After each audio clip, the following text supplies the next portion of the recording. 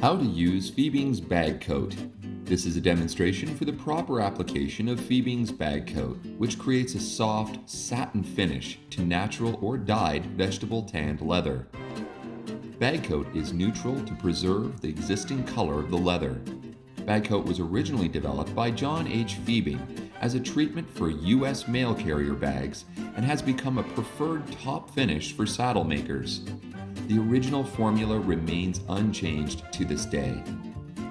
For this demo, we used a carved leather gun holster that was dyed, dried, and buffed.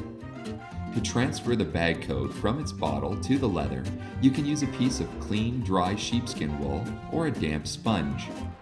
Apply one thin coat of the Bag Kote to the leather with a gentle back and forth motion to ensure it is evenly spread over the entire surface, including the carved edges and grooves of the leather.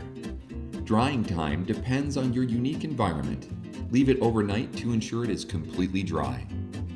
That is how you properly use Fiebing's Bag Kote. Buy this product directly from Fiebing.com or other Fiebing dealers.